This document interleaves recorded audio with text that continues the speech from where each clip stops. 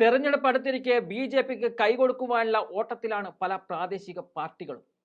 മൂന്നാം വട്ടവും ബി.ജെ.പി സർക്കാർ അധികാരത്തിൽ എത്തുമെന്ന കണക്കുകൂട്ടലാണ് പ്രാദേശിക പാർട്ടികൾ എൻ.ഡി.എയിലേക്ക് കയറുവാനുള്ള വഴി വെട്ടിത്തെളിക്കുന്നത്.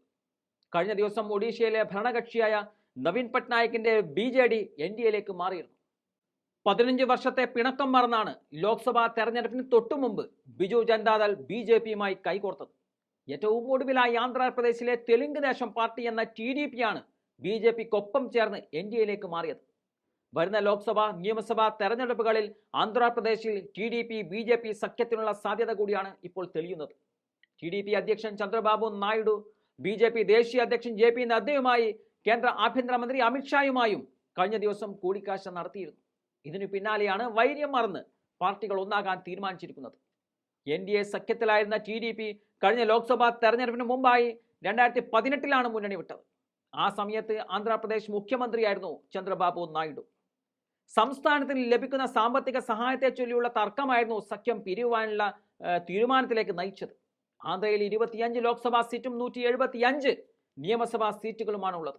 8 മുതൽ 10 വരെ പാർലമെന്റ് സീറ്റുകളിൽ മത്സരിക്കുവാനാണ് ബി.ജെ.പിയുടെ താല്പര്യം. എന്നാൽ സഖ്യം സാധ്യമാകുന്ന പക്ഷം 5 അല്ലെങ്കിൽ 6 സീറ്റുകളിൽ മത്സരിക്കുവാനും ബി.ജെ.പി തയ്യാറായേക്കും. 3 സീറ്റുകളിൽ പവൻ കല്യാണിന്റെ ജനസേന പാർട്ടിയും മത്സരിക്കുന്നുണ്ട്. ബാക്കിയാവുന്ന മുഴുവൻ പാർലമെന്റ് സീറ്റുകളിലും TDP മാത്രമായിരിക്കും മത്സരിക്കുക. വിശാഖ്, വിജയവാഡ, അരഗു, രാജംപേട്ട്, രാജമുന്ദ്രി, തിരുപ്പതി തുടങ്ങിയ ലോക്സഭാ മണ്ഡലങ്ങളിലാണ് ബി.ജെ.പി കണ്ടുവച്ചിരിക്കുന്നത്. എന്തായാലും അഴിമതി ആരോപണങ്ങളെ തുടർന്ന് ജയിൽവാസം അനുഷ്ഠിച്ച ചന്ദ്രബാബു നായിഡു പുറത്തിറങ്ങിയിട്ട് മാസങ്ങളെ ആയിട്ടുള്ളൂ. ആന്ധ്രയിൽ ഇപ്പോൾ ജഗൻമോഹൻ റെഡ്ഡിയാണ് ഭരിക്കുന്നത്. ജഗന്റെ പോലീസാണ് അഴിമതി ആരോപണങ്ങളുടെ പേരിൽ ചന്ദ്രബാബു നായിഡുവിനെ അകത്താക്കിയിരിക്കുന്നത്. ഈ ജഗനെ തറപറ്റിക്കുവാനുള്ള തുറുപ്പ് ചീട്ടായിട്ടാണ് ബി.ജെ.പി ബാന്ധവം ചന്ദ്രബാബു നായിഡു നോക്കിക്കാണുന്നത്.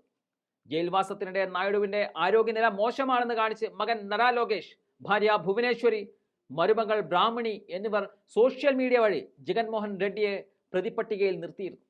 തന്റെ പിതാവിന്റെ ശരീരഭാരം 2 കിലോ കൂടി കുറഞ്ഞതായും ഇത് വൃക്ക തകരാറിന് കാരണമായതായും മകൻ ആരോപിക്കുന്നുണ്ട്. തന്റെ ആരോഗ്യനില വഷളാകുമെന്നതിനാൽ സ്റ്റിറോയിഡുകൾ നിർബന്ധിച്ച് തന്റെ പിതാവിന് നൽകിയതായി മകൻ ലോകേഷ് പറയുകയും ചെയ്തിട്ടുണ്ട്. അത്രമാത്രം ദുരിതം അനുഭവിച്ച ചന്ദ്രബാബു നായിഡുവിന് ജഗനെ തീർക്കണമെങ്കിൽ ബി.ജെ.പിയുടെ സഹായം ആവശ്യമാണ്. ഈ സാഹചര്യത്തിലാണ് പിണക്കം മറക്കാൻ നേതാക്കൾ തീരുമാനിച്ചിരിക്കുന്നത്.